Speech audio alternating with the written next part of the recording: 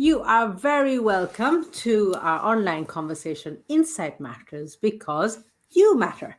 And my name is Dilbert Kramasinghe, and I'm a broadcaster, trainee psychotherapist, and founder of Insight Matters, a psychotherapy, counseling, and wellness center. Do join us for a series of talks here aimed all at empowering you to take charge of your own mental health and your wellness.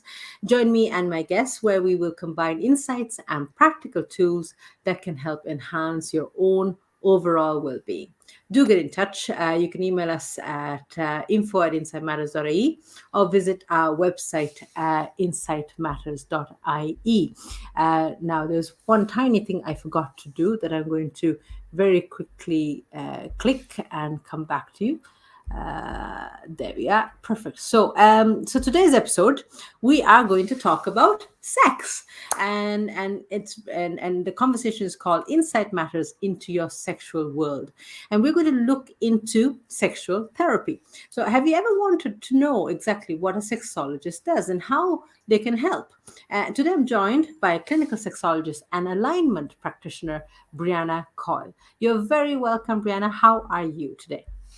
Thank you, Dill. It's great to be here and have this conversation. Thanks for inviting me. I've been wanting to have this conversation with you for ages and ages because I think there's just not enough conversations like this happening. And in fact, just today, I sent you a link about a article in the journal.e about how sex education is still something that is sadly lacking in our country. And I just skimmed the article, and it said that some students are being told that they will not get pregnant if they get raped. And in 2021, you're thinking, really, in a developed country like Ireland, are we still in a situation where our young people today are not getting accurate information and have to actually resort to going to the internet or asking a friend when they actually could be getting it at source in an education system? And I'm aware that this is something you're very passionate about. It is. It's something I've spent quite a bit of time with. And it's also how I ended up becoming a clinical sexologist. It's part of my journey.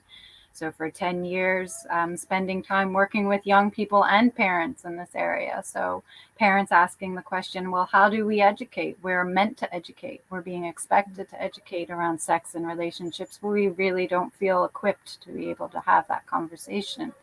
And even if we were equipped, how do we do it? What is the approach?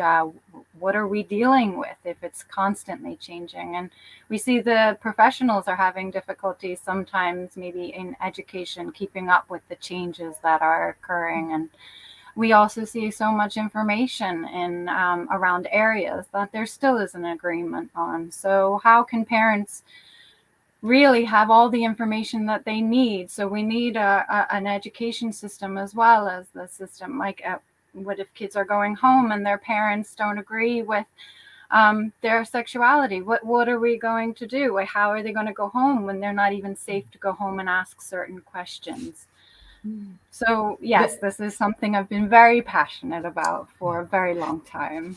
Yeah, that is a very good point, because it's great if you're, because I consider, being a parent, I'm the primary educator of my children. It's my role to be their first teacher. So I want them to hear about sex from me and Anne Marie, not from anyone else. Because I feel the information we would give would be very accurate, and we practice sex positive parenting. And but you have the situation that maybe if you come from a conservative household where parents just feel uncomfortable having the talk, why does it have to be the talk? Why can't it be just a series of small conversations? But so if you're not getting that information at home, and then you're not getting the information, accurate information in school, you're bound to get a lot of misinformation, and that's what's happening to a lot of young people today. And it's not just here in Ireland. That point that you brought up, that was a conversation that was had in political parties, the Tea Party in America. That conversation was there. Well, if you become pregnant, it wasn't really rape. So these conversations are still happening. And as much as there's been progress and change and there's been a lot of information, what I've been confronted with as an educator is there's a lot of information, there's words, but we have a lot of information about, like, Pornhub and 50 Shades of Grey. But how do I personally relate to this? How do I do this in a consensual, personal way? How do I relate to my own sexuality? I'm not hearing a lot of that. I'm not hearing what makes me feel good, what makes me feel like I am fulfilling a certain sexual desire, and how am I experiencing pleasure. I'm not hearing a lot of that. I'm hearing There's a lot of information. discomfort about that. There's a lot of discomfort Yes. about I think I think there still is that element of, it's a gendered conversation as well, isn't it? Where Yes.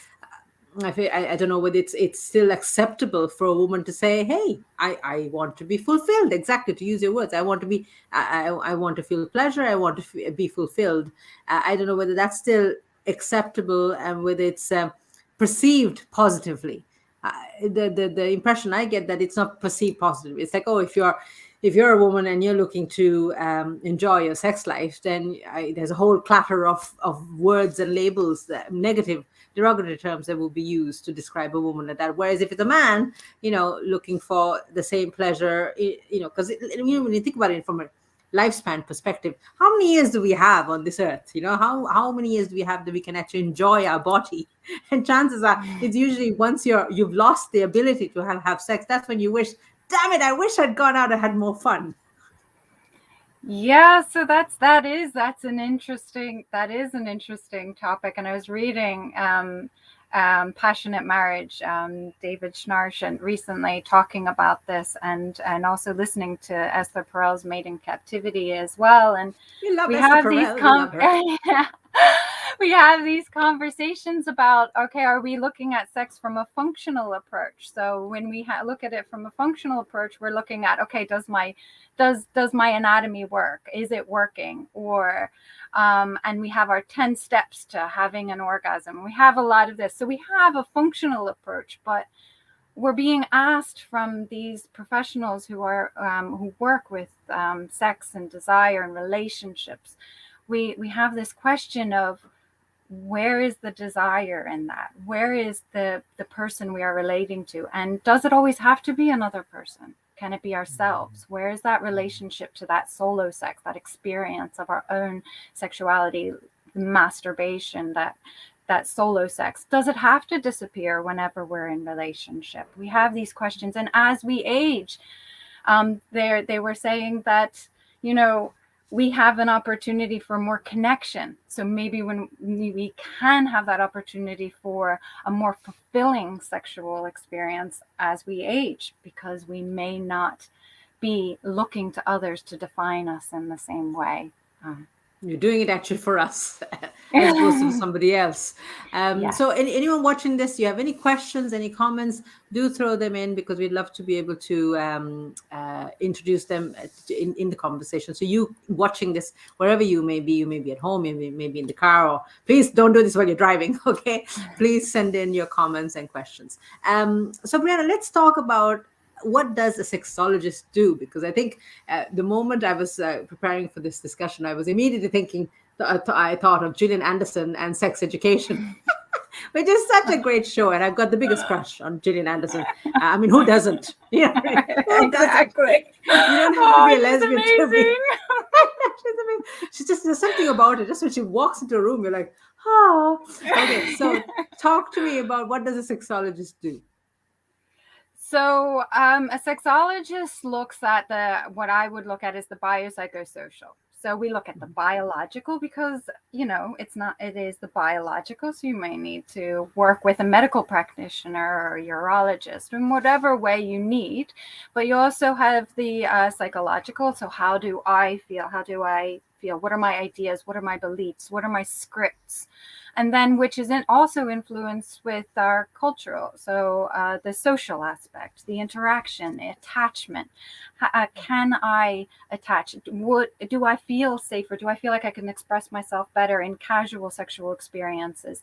Does intimacy create difficulty in my own experience of desire? Does that bring up too much of a challenge and interfere with my ability? So we're looking at the biological, the psychological, and the social. So there's a lot of that cultural experience. What have we brought into, what has been integrated into our understanding of our own selves? So, what is it? Religion, family, cultural beliefs, and that is going to span a diverse realm of experience. So, anyone who has been educated in this space where they might be receiving some sex education may have received some information that will allow them to challenge some of the beliefs that they had originally perceived or built as fact. Like, I have to be this in order to be sexual. I have to be that in order to be sexual. Or I have to be sexual, or I have to express my sexuality in a particular way. We have a lot of people who are wondering, why don't I feel sexually attracted to someone's gender? Why don't I feel sexually attracted to someone's sex? Why don't I feel sexual excitement around people? Why don't I feel that way? What is all the buzz? What am I missing? Why can't I join the conversation and say, well, actually, I don't have those feelings the way that others might have those feelings? So this pressure and this expectation that in order to feel sexual, it needs to look in a particular way. It's funny, Breanna. I just got an image there when you were talking about all the influences. I just had the image of so there's a couple trying to have sex in a room, but the room is crowded with all these people. So you got the parents of either sexual partner, you got their teachers, you got their either rabbis, priests, Buddhist monks. You got all of these people in the room, watching them, going, "Okay, off you go."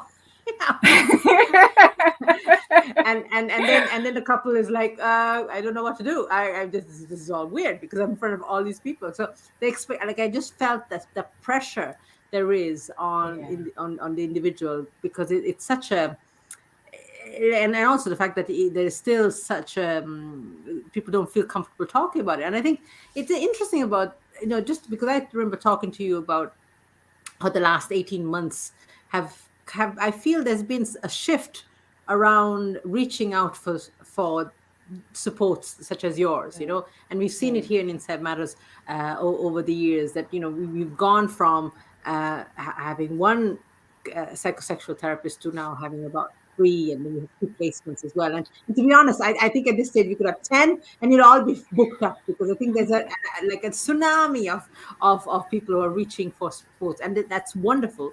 But what is it that did you think in the last 18 months that has made people reach for your supports more so than before? Well, okay. Yeah, it was an interesting conversation. Yes, of course, there's the anxiety and the need for safety. I found myself wondering, okay, has being at home, as much as there's been an increase in a domestic abuse, and there are very negative experiences for people, which I do want to acknowledge, that there are people living in very challenging situations that they couldn't remove themselves from.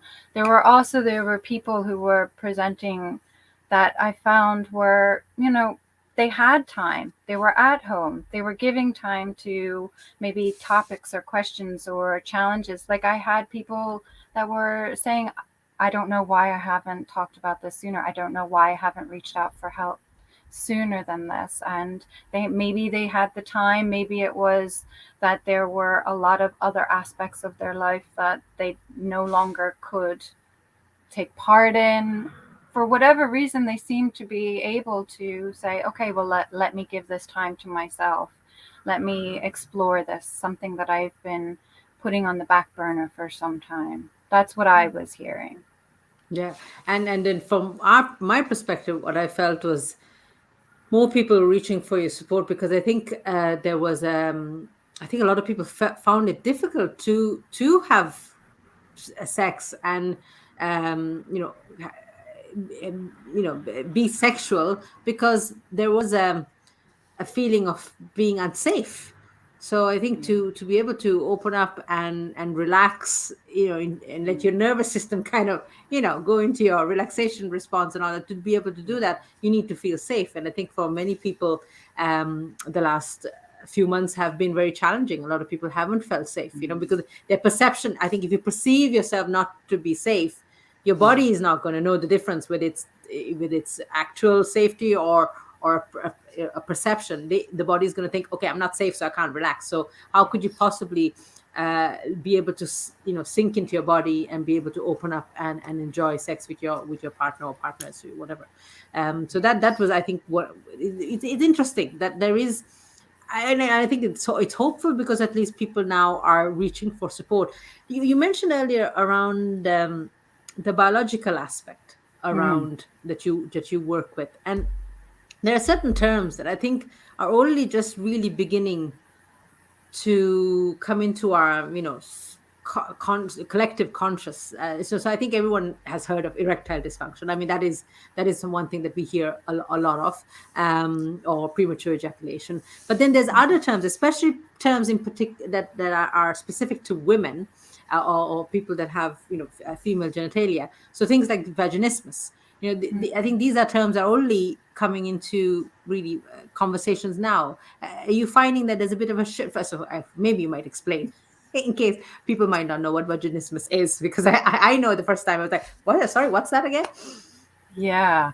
So I would like to just say, well, that clamping experience, it's not conscious. I've had people with vaginismus who have really expressed a desire for some education around this. They had never known it existed, and they thought that they actually had conscious control. So they thought it was something that they were doing purposely, that their body was responding unconsciously. So there was that clamping of their pelvic floor muscles, which was uncontrollable and not allowing access in any way to the vagina. So And so they that didn't. They yes. thought it was. It was. They thought it was something they were doing, or something they were doing wrong, or.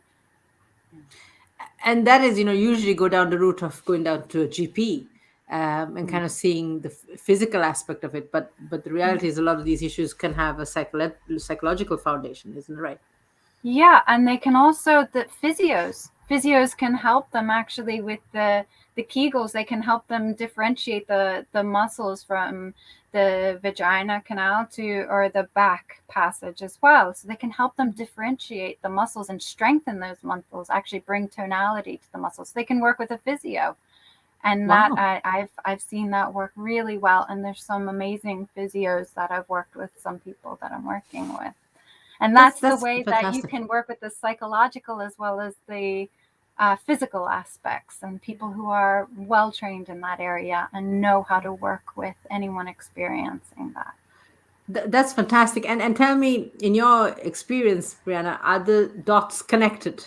In the sense that when you go to a GP, first of all, I can just a person would probably take ages to actually address the issue. Finally they go Yeah. to their GP, and usually, like, there's not even family GPs anymore. You literally meet a person for the first time, and they're your GP, and they're with you for 6 minutes, and in those 6 minutes you have to kind of say, well, I'm having issues around sex. And I can just imagine that how uncomfortable I would be. Would then the GP be in a position to say, oh, look, these are the options. Obviously you can do these tests, we can check the physio, but you could also go see a sexologist. In your experience, is that, is like is everyone kind of connected, or at least is there like a flow? I guess in a way I would like to see more of a flow, but I have when people are coming to me, there are people who are coming to me and saying, well, actually my GP suggested I see somebody about the psychological aspects. I am getting a lot of people. So there is an awareness to some extent of the need for that psychological approach. Yay! I'm so glad. Yeah, so I Because am getting letting you know what I'm getting. yeah, no, that's great, because sometimes I just find sometimes GPs, they don't really get the full picture. They don't really quite think outside of the medical kind of model. So Yes. it's great that in this Yeah. situation they're actually going and realizing that there are a lot of issues around sex could be connected to exactly their own experiences, or Right. psychological issues and whatnot. And let's talk about what can a person expect when guys, I think this is a big question. What can a client expect when they make an appointment with a sexologist, when they make an appointment with you? Okay, so what they might expect is that there's going to be, we'll have an introductory session just to see, because it's really important that when you're choosing to work with somebody, that you're working with someone that you feel that you're going to be able to explore what you need to explore. So we'll have an introductory session to see what it is that, how we work together and forming that relationship, the therapeutic relationship. And then if it feels like this is a space that you can work in, we'll continue. So we might do an assessment. We might see where you are coming in, and we'll do a check to see, have you had explored the medical aspects? Are there any risks? Do we need to link in with other services? And we'll look at your history, your family history. We'll look What at fun! your masturbation practices, any kinks, anything that you feel that you would or wouldn't like to consider, relationships, the details of types of relationships, and we will look at maybe education, college. So like a detailed history and what is your experience of life. We want to include all of it. It's a holistic approach as well. It's all of you is coming into this session. And if there are erectile issues, or if there is vaginismus, or if there is dyspareunia, so if you are experiencing pain or dryness, or no arousal, low arousal, we may implement some helpful tools in assessing the type of pain you're experiencing. Is it internal? Is it external? Does it feel like it's burning? Does it feel like there's a pressure? Does it feel dry? So we need to understand the type of experience that you're having. Are you losing your erection in masturbation practices, or is it just in partnered sex? So what type of experience are you having? So the details of that. And we may need to explore the scripts, like we mentioned, like what are your beliefs? What are you bringing with you? So that assessment process can take quite a while. It can be informal or formal. And I try to use my tools and blend. It is clinical. There are tools, but I can do that as informally or formally as I need to. So I have the documents there, and we can turn this into a conversation. It's amazing. It sounds so holistic, exactly as you said. Now, if you're watching this and you have any questions for Breanna, I know there's a mix of therapists and also just not non-clients watching this. And if you have any questions about that you'd like to post to Breanna, do send in your comments either on the Facebook page or YouTube or LinkedIn, and I can post them in the discussion. I was just thinking, even that whole process of a client coming to you and kind of going from A to Z, in relation to their their sexual world from start to finish, just that in itself, before any kind of response from you, any kind of feedback from you, can be hugely beneficial, because it's like you're able to really unpack and process a lot of stuff that you've been perhaps carrying, that might not be serving you, and that in itself can help you kind of free yourself of a lot of baggage that, let's face it, Yeah. if it's like from a religious point of view, I grew up as a Jehovah's Witness, and I think anyone who was brought up in a Catholic kind of setting, the guilt, you're born a sinner and you have to bear this cross of utter guilt. So that's going to fall all, we create a massive barrier between you and yourself being able to enjoy your body before you can even actually enjoy a sexual relationship with another person. Yeah. And this is why I can't give timelines, because once we begin on this journey of discovery and scripts and beliefs and history, we might hit on something that's been so far out of your area of conscious awareness for some time, or even there, but you've just repeated that story over and over and haven't delved into the personal connections or beliefs or feelings, or how much that has taken root in part in how you interact with yourself and others. So when we get there, we may need to spend time allowing for that to occur, as you so clearly stated there, Dill. Yeah, because even the scripts, when we talk about things like sexual identity, so I mean, we've all have internalized homophobia. There's Yes. so many people who think, Yeah. I have to have sex with the opposite sex, Yeah. and then wonder why things aren't working out. But then I think there's so many other aspects to that. Again, that idea of just being in a monogamous relationship, and even kind of not even kind of enjoying consensual sex with multiple partners. Again, Yeah. there's so many taboos, and there's so many. You must not do that. You must marry someone Yeah. of the opposite sex and stay with them till the day you die. That's so Yeah. not that has actually caused so many issues for people. Mm. Yeah. And we need to explore, like, when someone is coming and saying, okay, well, I'm unable to do this.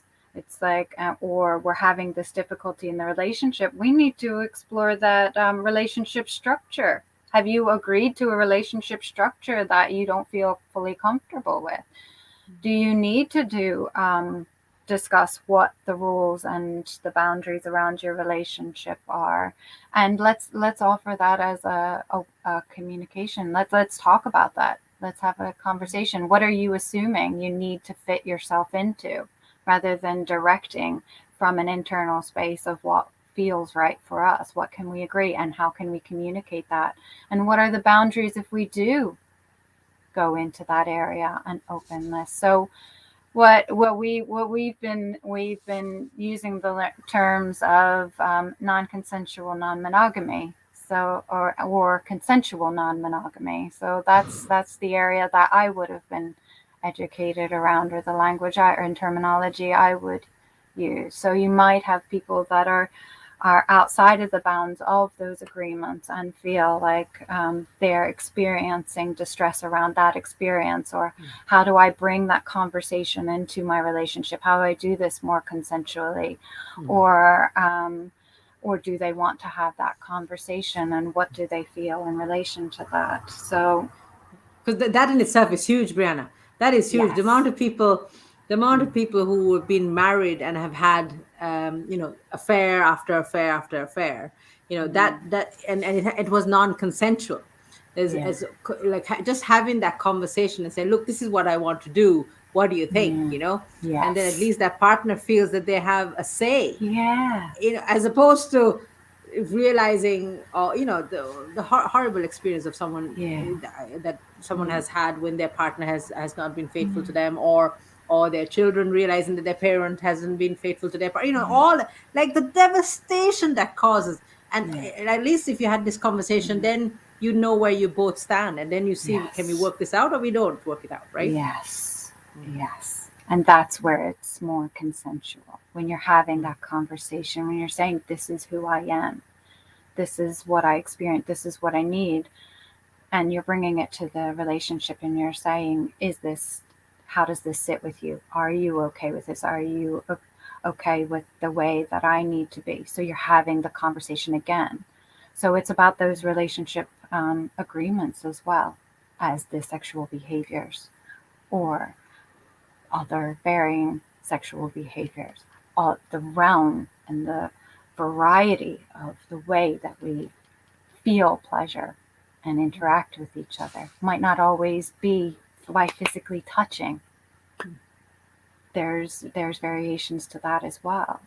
How do we interact as a couple? And then you're looking at the relationship dynamics. Are we looking at the power structures in the relationship? That's And huge. That's yes. huge. Now we've got a question that's come in from our very own therapist here in St. Matters, Deirdre Bunyan. Okay. So Deirdre says, how does the easy accessibility of pornography from an early age impact on young people's sexuality? She's saying that she's enjoying the talk, and she sent us a smiley face. And I feel I could spend 2 hours just answering this question. But God, Brianna, I what do you think think? so too. I think Yeah. this is one of those ones. It's like you're kind of like, all right, how do we approach this one? So I guess it's best to really look at this like as an educator, let me start with as an educator because this is a really helpful route through this. I have noticed that there are a lot of like Pornhub comes up, and when I'm working with young people, I notice that parents are asking me about this. I know that there's books out there that are saying that we become addicted to pornography, and I know that there are conversations about how this is influencing and our parents influencing. Let's just remember that porn is adult entertainment. That's what porn is. It's not an educational tool. It is not designed for that. It is meant for adult entertainment. And I think to really give this topic what it deserves, because it is a topic that is causing a lot of conversation and dispute, and then we head into areas of addiction, I think it would be good to give it a lot of space. This topic really needs a lot of space. So I would like to say that I've trained with Silva Neves in compulsive sexual behaviors. So because this whole topic of porn really pulls on like this topic of like some of it touches on that area of that still existing idea that there is sex addiction, which is not what I've trained in. I've trained in some people feel out of control with their sexual behaviors, and some people feel a compulsion to act in a way that they don't feel comfortable with. And that's an area that requires quite a bit of attention and time. And the research doesn't support the addiction model. It doesn't suit the addiction model. So I feel like when we're talking about porn, sometimes it goes into this area around other topics, which I'm very aware of. So I'm not sure how to answer this question. But of course, when you think about scripts and the influences on sex and relationships and what we understand sex to be, if you're accessing it from a young age, that's going to become part of that experience. It's going to become part of the experience. But it is an area that needs a lot more discussion, and I just would like to say that. Big time. Well, we can come back on because we're hoping to do this on a monthly basis, Brianna. If you enjoyed this, hopefully you'll come back again next month. But the one thing I want to say about the question that Dee posed, there's a movement, make love, not porn. I think that's because that exactly as you said, if you watch porn from an early age, that is informing your script. So there's going to be certain expectations of what sex is supposed to look like. And again, I just think it's the funniest thing, because I remember growing up watching porn that had lesbians that didn't look like any lesbian that I actual lesbians. It's I always used to go, long hair and long nails. That something just doesn't sit right there. No, and then when I went out into the real world, I'm like, okay, lesbians don't look anything like that. I'm saying, look, there's different lesbians can look different, but there's a particular type of lesbian that is portrayed in porn, and that's an example of the script, because you kind of see it's not meant to be a reality. It's meant to be, some not reality, but unfortunately, as a young person, you're not going to know the difference. You're going to think, oh, this is what's out there, and I think a lot of people who work in the adult industry say it's never as glamorous as it looks, you know, because it's completely different story of what you see, and then what happens when behind the cameras you got 40 people going, all right folks, we got to do this, so it's really, I think, Yeah. getting that across, that it's just supposed to be a fantasy, but Yeah, and that's where the training in the fantasy versus reality that I had when I studied in the family planning, which is no longer there, but the family planning in London, when I did the training in fantasy versus reality, it was really, I would, when I would do this activity, which actually Justin Hancock created in the UK, who's a really fantastic sex educator, fantasy versus reality. There were a lot of sort of what is fantasy, what is reality, what belongs in the fantasy world, what is my reality, what does my reality look like. But I would also hear like, okay, so um, there's this idea like of, do you need to be loud, do you need to scream, does that, is that how you experience pleasure, do you need to be very vocal, how do I express myself, how do I conduct myself, does it have to be in this performance based, is it based on like my size, does that determine who I am as a person or who I am sexually, what is the pubic hair? Do I, what do we do around pubic hair? It's there. It's it's there, bushy. It's it's there. there. It's clean. It is clean. Oh my god, the obsession over hair. Oh, I just like, oh god, yeah, yeah. The whole industries. Let's not even forget about the industries that have made money about around that. Around the kind of making, um, making people feel that there's something wrong with it. There's something wrong with Right. having pubic hair. So yeah, yeah. And it's It's like, like look, if it's you up to want to you. do a bit of Yeah, right. landscaping, great, go ahead, Yeah, have fun, vajazzle. But yeah.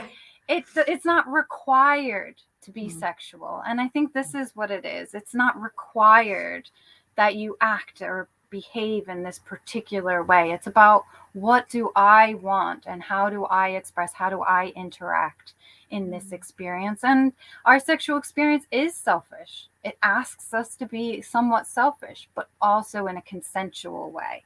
So, mm, what is the agreement between us? How do we have that conversation if we've been taught we can't have that conversation, or that conversation is meant to be awkward? Why is it awkward? Why is that conversation awkward? Why do body parts somehow get left out when we're growing up? Why are parts of our body built and have so many stories and so much shame, or so many, why does that have to be the way we grow up? It's true. With our own kids, we were very particular from the very start. We named the proper body parts the name. It's like, Yeah. and consent. I would always say, Phoenix, can I clean your penis? Yes. Xavier, can I clean your vulva? And because for a time I was saying vagina. It's like, no, that's not the right term. It's vulva. I gotta say vulva.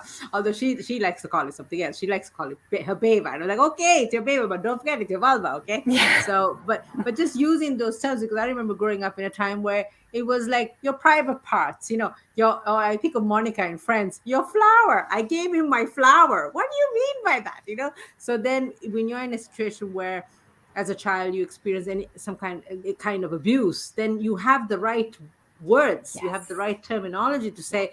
this is wrong, somebody has touched my penis but I know they shouldn't have. So Mm. and it's just integrating those body parts, because as they grow up they see those body parts as being part of themselves, as opposed to this thing, this Yes. bad thing, dirty thing that should be Yeah. outside of the room. So yeah, I think it's, and even consent, that's something I'm very, very passionate about. Is like, you don't Mm. have to talk about sex to talk about consent to children. You No. can talk about, Exactly. like I remember Phoenix was about 2 or something, and he was in a play cafe, and he went up to this little girl and said, "Can I play with you?" And the little girl promptly said no and turned around and walked away. And he burst into tears. He burst into tears, and I was like, "Oh!" And I went Mm. over to the Phoenix. That's consent. You asked her to play with you. She said no, and that was her right, and she walked Yes. away. So you just Mm. have to now deal with the rejection, you know. But Yeah. that's consent, because if she had said yes, then you would have played together. But it would be wrong for you to try and play with her when she told you that she didn't want to Mm. play with you. Boom, Mm. done, consent, sorted. So There you obviously go. as they get older, we talk about sex, but there you go. It doesn't have to be this big conversation, isn't that right? No, exactly. Mm. Exactly. Brilliant. I So don't know. listen, You said it perfectly. I can't add to that. I mean, I can't add to that. That is just fantastic. Thank you for saying that. thanks, Breanna. So listen, we're gonna do this again next week, next not next week, next month. Sorry, next month. Okay. Hopefully, you will join us again. And really, really, anyone watching this, if you have any questions, comments, or ideas of what you'd like us to talk about next time, we'd be happy to do that, right, Brianna? Yeah, absolutely. Yeah, Yes. because let's let the conversation be guided by our audience, because I think Hmm. there's something really really big here. We have an opportunity to kind of get the word out, even if it Yes. is someone who might not reach for supports, but this might Yeah. help them feel more empowered and become aware of Yes. those scripts, all those Yes. forces that are maybe stopping you from being yourself. It's all funny because therapy is all about separating yourself from the world and finding out who you are, so you can Mm. live your own life, Mm. and going to a sexology sounds like exactly the same work, separating from the world and the expectations of you when you're having sex, and just Mm. have sex as you, not as everybody else told you to. um Yeah. Brilliant, Brianna, thank you so much for joining us today. Any last words you want to share with us before you go? I just wanted to thank you for doing this because I was speaking recently with someone saying, there are conversations, as much as there are not conversations happening with young people and with education and with a lot of people. There are these fantastic conversations where people are coming together and talking about these. So I'm really grateful that you're providing this space where people can have conversations that they may not have been aware are even happening. So thank you. Thank you, Brianna. And if you weren't here, I'd be having this conversation by myself, so that would be terribly boring. So thank you for joining me. So for those of you at home, we have come to the end of our conversation today. But remember, it's part of a series of talks, all aimed at empowering you to take charge of your own mental health and wellness. Join me and my guests for future conversations on our Facebook page, LinkedIn page, and also on our YouTube channel. You can actually watch this back. It's on our YouTube channel now and on all social media. So if you enjoyed it, please feel free to share it and send it on to someone you think might benefit from the conversation. So finally, this is Dilbert Singh wishing you well and reminding you that insight matters because you matter. That's right. It's quite as simple as that. All right. Have a great day, guys. Bye bye.